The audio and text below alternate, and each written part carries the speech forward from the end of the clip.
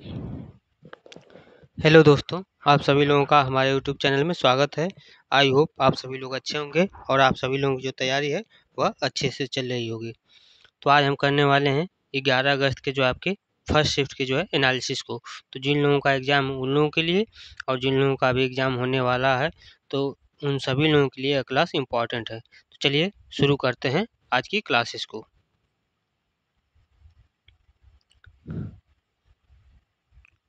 इसमें देखिए पहला प्रश्न जो है मिसप्रिंट हो गया, नहीं छपा है। दूसरे प्रश्न से हम देखते हैं, जिसमें हमारा प्रश्न नंबर 2 प्रश्न है, पेनिनसुलर पठार का जो है सबसे ऊंचा पर्वत शिखर कौन सा है? पेनिनसुलर पठार का सबसे ऊंचा पर्वत शिखर जो है आपका कौन सा है? तो इसका सही आंसर क्या हो जाएगा? सही आंसर होगा अनैमुदी। अनैमुदी जो है आपका पेनिनसुलर पठार का जो है सबसे ऊंचा पर्वत शिखर है। सही आंसर क्या हो जाएगा? अनैमुदी। अब इससे संबंधित आपके कुछ पॉइंट भी हैं, जैसे कितना है इसका ऊंचाई? तो वह है 2695 मीटर। कितना मीटर ऊंचा है अनैमुदी पर्वत का जो है ऊंचाई? तो 2695 मीटर है। और यह कहाँ पर है? तो ये आपका केरल के इडुक्की जिले में जो है यह स्थित है। यह जो है दक्षिण भारत की सबसे ऊंची चोटी भी है। आगे बढ़ते हैं, अगला प्रश्न है प्रश्न नंबर 3। प्रश्न है, शेरशाह सूरी की जो है कब्र कहाँ पर स्थित है? शेरशाह सूरी की जो कब्र है वह कहाँ पर स्थित है? तो इसका सही आंसर होगा सासाराम बिहार। सासाराम बिहार में जो है आपका शेरशाह सूरी की जो है कब्र स्थित है। अब इस पे संबंधित व्याख्या है कि शेरशाह की जो कब्र है वह 16वीं सदी की जो है एक अद्भुत वास्तुकला का भी क्या है? उदाहरण है। अगर आप लोगों को जो क्लास अच्छी लग रही है तो क्लास को लाइक करिए, चैनल को सब्सक्राइब करिए। इस तरीके के कंटेंट के इस तरीके के आपको क्लासेस के लिए आप चैनल को सब्सक्राइब करिए। अगर आप लोगों को इस क्लास का पीडीएफ चाहिए तो पीडीएफ के लिए आप हमारे टेलीग्राम चैनल से जुड़ सकते हैं। टेलीग्राम चैनल का जो लिंक है डिस्क्रिप्शन में हम दे दिए, वहाँ से जाइए, टेलीग्राम चैनल से जुड़िए और इस क्लास का पीडीएफ प्राप्त करिए। आगे बढ़ते हैं, अगला प्रश्न है प्रश्न नंबर 4। प्रश्न नंबर 4 है, मृणालिनी उपन्यास किसने लिखा है? यह जो उपन्यास है किसने लिखा है? तो इसका सही आंसर हो जाएगा बंकिम चंद्र चट्टोपाध्याय। मृणालिनी उपन्यास जो है आपका बंकिम चंद्र चट्टोपाध्याय जी ने जो है लिखा है। सही आंसर हो जाएगा। इस पे व्याख्या है कि बंकिम चंद्र चट्टोपाध्याय जो है बंगाल के आपके प्रसिद्ध साहित्यकार थे और उन्होंने कई उपन्यास भी लिखे हैं। तो आपका आने वाले शिफ्टों में प्रश्न बन सकता है कि बंकिम चंद्र चट्टोपाध्याय जो है यह कहाँ के साहित्यकार हैं? तो इसका आंसर हो जाएगा यह जो है बंगाल के जो एक प्रसिद्ध साहित्यकार थे। आगे बढ़ते हैं, अगला प्रश्न आपका है प्रश्न नंबर 5। प्रश्न नंबर 5 है, गिर राष्ट्रीय उद्यान किस राज्य में स्थित है? गिर राष्ट्रीय उद्यान जो है आपका यह किस राज्य में स्थित है? तो इस प्रश्न का सही आंसर हो जाएगा गुजरात। गिर राष्ट्रीय उद्यान कहाँ पर स्थित है? गुजरात राज्य में स्थित है। गिर राष्ट्रीय उद्यान जो है यह आपका एशियाई शेरों के जो है संरक्षण के लिए भी प्रसिद्ध है। जो आपका गिर राष्ट्रीय उद्यान है यह एशियाई शेरों के जो है संरक्षण के लिए भी आपका प्रसिद्ध है। अगला प्रश्न है करेंट अफेयर, जिसमें हम देखेंगे करेंट अफेयर के जो भी महत्वपूर्ण प्रश्न है उसको इसमें हम करेंगे। जिसमें हमारा है प्रश्न नंबर 6। प्रश्न है, 2025 ऑस्ट्रेलियन ओपन महिला एकल का जो किताब है किसने जीता है? 2025 ऑस्ट्रेलियन ओपन महिला का जो किताब है, एकल महिला का जो किताब है किसने जीता है? तो इसका सही आंसर हो जाएगा आर्यना सबालेंका। आर्यना सबालेंका ने जो है जीता है। सही आंसर क्या हो जाएगा? आर्यना सबालेंका। आर्यना सबालेंका जो है यह बेलारूस की जो है खिलाड़ी रह चुकी हैं और लगातार दूसरी बार ऑस्ट्रेलियन ओपन महिला का जो है किताब इन्होंने जीता है। अगला प्रश्न है प्रश्न नंबर 7।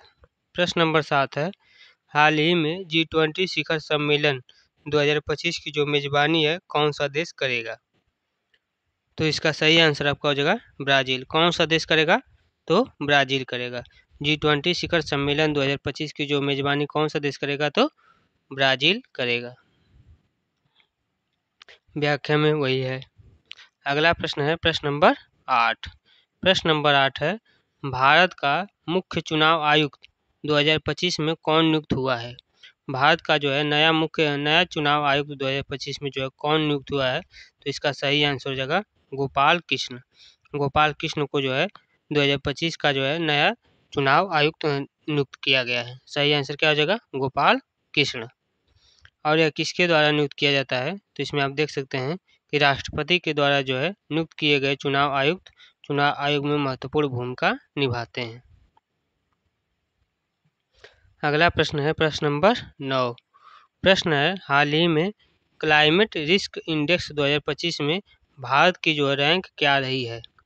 हाल ही में क्लाइमेट रिस्क इंडेक्स 2025 में भारत की जो है रैंक वह क्या रही है? तो इसका सही आंसर होगा 7वीं रैंक रही है। कौन सी रैंक पर भारत रहा है? तो 7वें रैंक पर।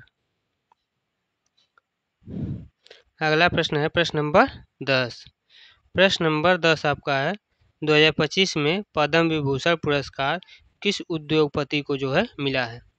2025 में जो है पद्म विभूषण पुरस्कार जो है यह किस उद्योगपति को मिला है? तो इसका सही आंसर हो जाएगा अजीम प्रेम जी। अजीम प्रेम जी को जो है 2025 में पद्म विभूषण पुरस्कार से सम्मानित किया गया है। अगला प्रश्न है प्रश्न नंबर 11। प्रश्न नंबर 11 है 2025 में युवा साहित्य अकादमी पुरस्कार किसे मिला है?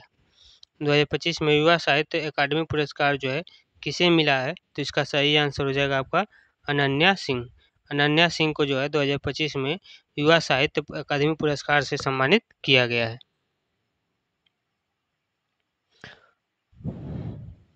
अगला प्रश्न है प्रश्न नंबर 12। प्रश्न है भारत की पहली हाइड्रोजन ट्रेन किस रूट पर जो है शुरू की गई है? भारत की जो पहली हाइड्रोजन ट्रेन है यह आपके किस रूट पर शुरू की गई है? तो इसका सही आंसर हो जाएगा सोनीपत से लेकर जिंद तक। सोनीपत से लेकर जो है जिंद तक जो आपका रूट बना हुआ है उस पर भारत की पहली हाइड्रोजन ट्रेन जो है शुरू की गई है। और यह किस क्षेत्र में मतलब कैसे देखरेख में किया गया? तो यह आपका पर्यावरण अनुकूलन परिवहन की जो है दिशा में यह एक बड़ी पहल है जिससे कि हाइड्रोजन ट्रेन से जो है यह चलने वाली रेलगाड़ी है। अगला प्रश्न आपका है प्रश्न नंबर 13। प्रश्न है 2025 में महिला हॉकी एशिया कप किस देश ने जीता है? 2025 में महिला हॉकी एशिया कप जो है किस देश ने जो है जीता है? तो इसका सही आंसर हो जाएगा भारत। किस देश ने जीता है? तो भारत ने जीता है। भारत ने जो है किसको हराकर यह 2025 में महिला हॉकी एशिया कप जीता है?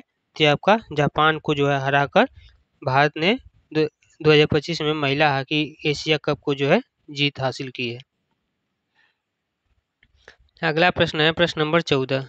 प्रश्न है हाल ही में इसरो का नया उपग्रह इनसैट 4H किस उद्देश्य के लिए लॉन्च किया गया है? इनसैट 4H जो है आपका किस उद्देश्य के लिए लॉन्च किया गया है? तो इसका आंसर हो जाएगा मौसम पूर्वानुमान और संचार को जो है उद्देश्य में रखते हुए, जिसमें आपके उपग्रह किसी आपदा प्रबंधन और मौसम विज्ञान इन सभी में मदद मिल सके, इसके लिए इनसैट 4H को जो है लॉन्च किया गया है। प्रश्न नंबर 15।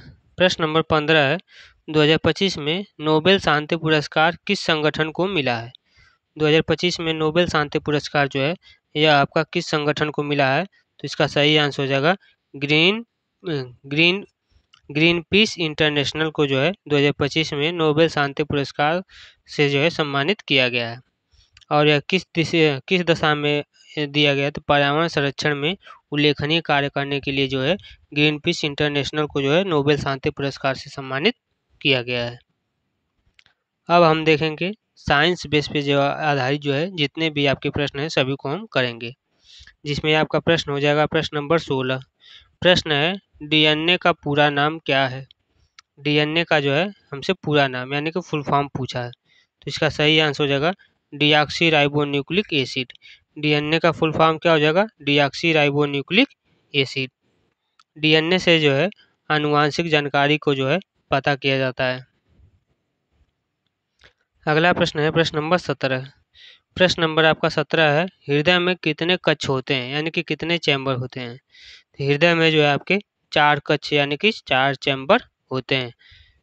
हृदय में कितने चैम्बर यानी कि कक्ष होते हैं? तो 4 चैम्बर यानी कि 4 कक्ष होते हैं। 2 2 अलिंद और 2 नीलय। अगला प्रश्न है प्रश्न नंबर 18। प्रश्न नंबर 18 आपका है ऑक्सीजन गैस का रासायनिक सूत्र क्या है। ऑक्सीजन गैस का जो है रासायनिक सूत्र जो है वह क्या है, तो इसका सही आंसर हो जाएगा O2। ऑक्सीजन गैस का रासायनिक सूत्र क्या होगा, तो O2 होगा। सही आंसर क्या हो जाएगा, O2। अगला प्रश्न है प्रश्न नंबर 19। प्रश्न है शुष्क बर्फ किससे बनी होती है। शुष्क बर्फ जो है यह आपका किससे बनी होती है, तो इसका सही आंसर हो जाएगा ठोस CO2। ठोस CO2 से जो है आपका शुष्क बर्फ जो है बनी होती है। सही आंसर क्या हो जाएगा, ठोस CO2। इसमें जो है शीतलन के लिए प्रयोग किया जाता है।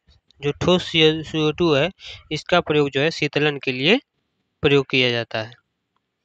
अगला प्रश्न है प्रश्न नंबर 20। प्रश्न है हाइड्रोजन का परमाणु क्रमांक क्या है।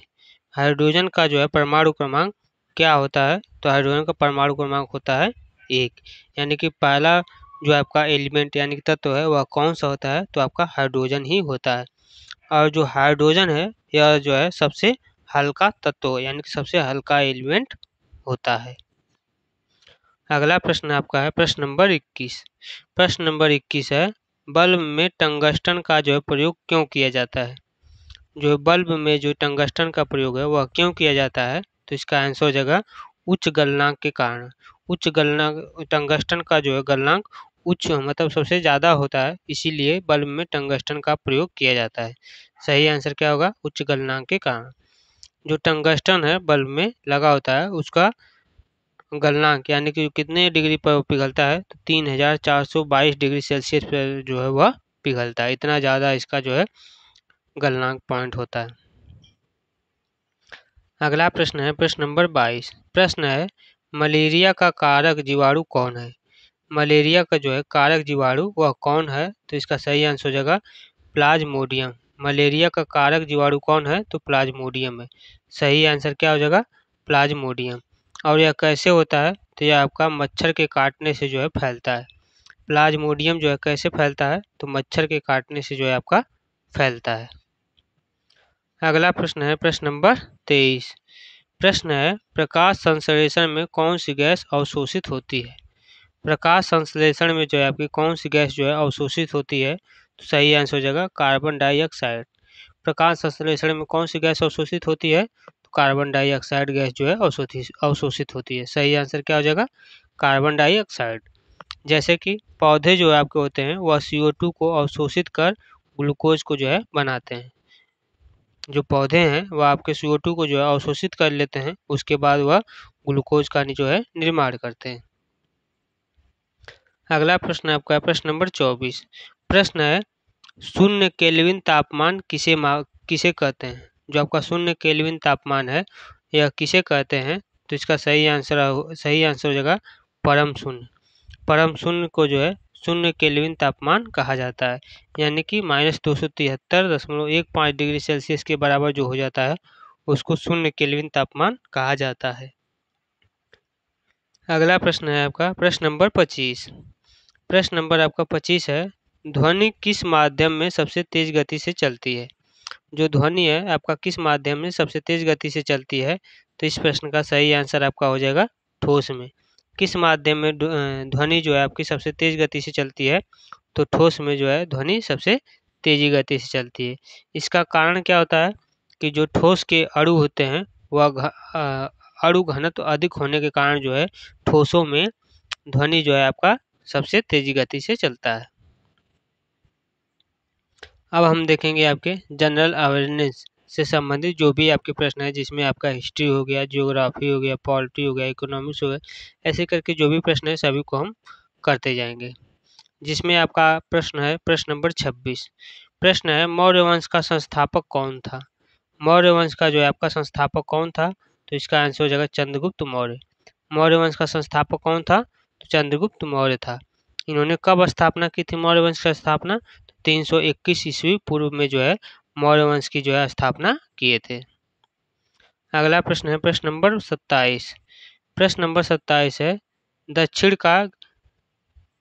दक्षिण का गिब्राल्टर किस किले को जो है कहा जाता है? दक्षिण का गी ब्लास्टर जो है किस जो है किले को कहा जाता है? तो इसका सही आंसर हो जाएगा गोवेलकोंडा किला को। गोवेलकोंडा किला को जो है दक्षिण का गी ब्लास्टर कहा जाता है। सही आंसर क्या हो जाएगा? गोवेलकोंडा किला को। और यह किस लिए प्रसिद्ध है? तो आपका रणनीतिक स्थिति के कारण जो है इसको गोवेलकोंडा किला को जो है दक्षिण का गी ब्लास्टर कहा जाता है। प्रश्न नंबर 28। प्रश्न नंबर 28 है, भारत छोड़ो आंदोलन जो है आपका कब हुआ था? भारत छोड़ो जो आंदोलन है यह आपका कब हुआ था? तो इसका सही आंसर हो जाएगा सन 1942। सन 1942 में जो आपका भारत छोड़ो आंदोलन जो है शुरू किया गया था। सही आंसर क्या हो जाएगा? सन 1942। भारत छोड़ो आंदोलन का जो नेतृत्व है किसने किया था?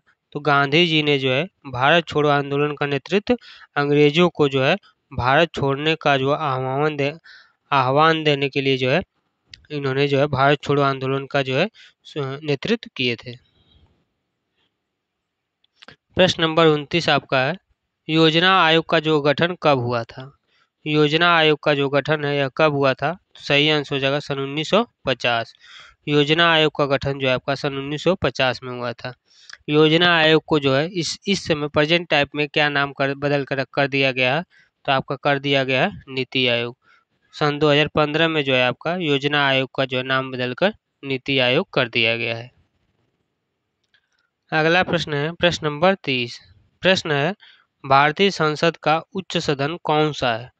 भारतीय संसद का जो आपका उच्च सदन है वह कौन सा है? सही आंसर हो जाएगा राज्यसभा। भारतीय संसद का उच्च सदन कौन सा है? तो राज्यसभा है। और राज्यसभा में सदस्यों की कुल संख्या कितना है? तो 245 सदस्य होते हैं। राज्यसभा में टोटल आपके सदस्यों की संख्या 245 होता है। प्रश्न नंबर 31। प्रश्न है, विश्व का सबसे बड़ा रेगिस्तान कौन सा है? विश्व का जो है सबसे बड़ा रेगिस्तान कौन सा है? सही आंसर हो जाएगा सहारा रेगिस्तान। सहारा रेगिस्तान जो है आपका विश्व का सबसे बड़ा रेगिस्तान होता है। सही आंसर क्या हो जाएगा? सहारा रेगिस्तान। और यह कहाँ पर स्थित है? तो यह अफ्रीका में स्थित है। सहारा रेगिस्तान जो है आपका कहाँ पर स्थित है? अफ्रीका में स्थित है। अगला प्रश्न है प्रश्न नंबर 32। प्रश्न है, पंचवर्षीय योजनाओं का अंतिम वर्ष कौन सा रहा है? पंचवर्षीय योजनाओं का जो अंतिम वर्ष है वह कौन सा रहा है? सही आंसर हो जाएगा सन 2017। सन 2017 जो है आपका पंचवर्षीय योजनाओं का जो है अंतिम वर्ष रहा है।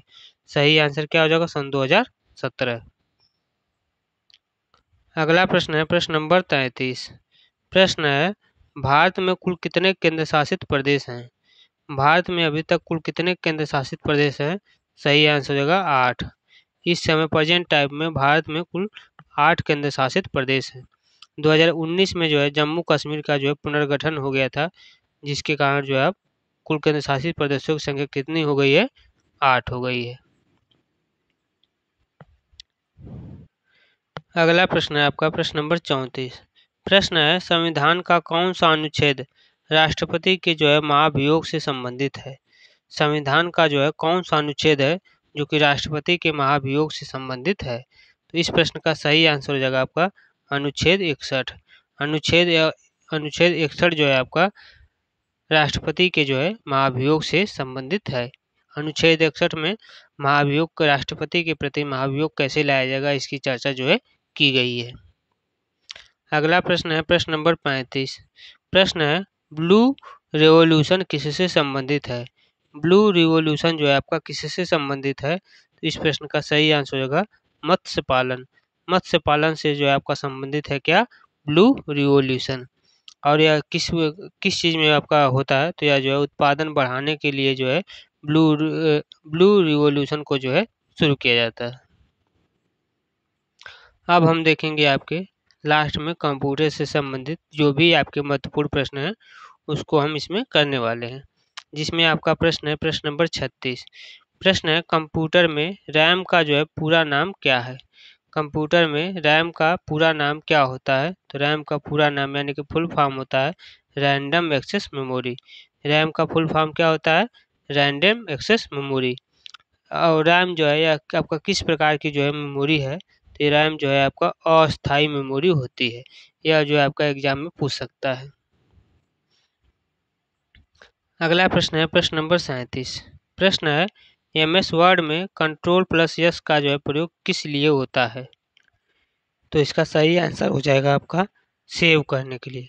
MS वर्ड में Ctrl+S का प्रयोग जो है किस लिए होता है? तो सेव करने के लिए जो है Ctrl+S का जो है प्रयोग किया जाता है, यानी कि फाइल को सुरक्षित करने के लिए शॉर्टकट की Ctrl+S का जो है प्रयोग किया जाता है। अगला प्रश्न है प्रश्न नंबर 38। प्रश्न नंबर 38 है इंटरनेट का प्रोटोकॉल क्या है? इंटरनेट का जो है प्रोटोकॉल क्या है? तो इसका सही आंसर हो जाएगा TCP अथवा IP। इंटरनेट का प्रोटोकॉल क्या होता है?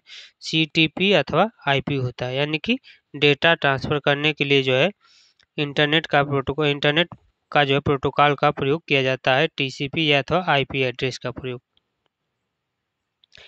प्रश्न नंबर आपका 39 है। प्रश्न है पहला प्रोग्रामेबल कंप्यूटर कौन सा था? पहला प्रोग्रामेबल जो है आपका कंप्यूटर कौन सा था? तो इसका सही आंसर हो जाएगा Z3। Z3 जो है आपका पहला प्रोग्रामेबल कंप्यूटर था, जो कि आपका सन 1941 में जो है इसको विकसित किया गया था। अगला प्रश्न है प्रश्न नंबर 40। प्रश्न नंबर 40 है कैप्चा का जो है पूरा नाम क्या है? कैप्चा का जो है पूरा नाम क्या है? तो इसका सही आंसर आपका हो जाएगा completely automated public Turing test to tell computers and human apart. Captcha का जो है पूरा नाम होता है completely automated public Turing test to tell computers and human apart. और यह जो है आपका बॉट अथवा इंसान में जो है अंतर करने के लिए कैप्चर का जो है प्रयोग किया जाता है। तो आज के लिए इतने ही प्रश्न थे। जो भी प्रश्न हमने करवाए हैं सभी के सभी इम्पोर्टेंट हैं। अगर आप लोगों को इस क्लास का PDF चाहिए तो PDF के लिए आप हमारे टेलीग्राम चैनल से जुड़ सकते हैं। टेलीग्राम चैनल को जो लिंक है डिस्क्रिप्शन में हम दे दिए हैं, वहाँ से आप जाकर ज्वाइन कर सकते हैं। अगर आप लोगों को यह क्लास अच्छी लगी है तो प्लीज़ क्लास को लाइक करिए, चैनल को सब्सक्राइब करिए और वीडियो को जो है ज़्यादा से ज़्यादा शेयर करिए, ताकि जिन लोगों का भी NTPC का एग्ज़ाम होने वाला है उन सभी लोगों के लिए जो है हेल्पफुल हो जाए। तो आज के लिए बस इतना ही। जय हिंद, जय भारत।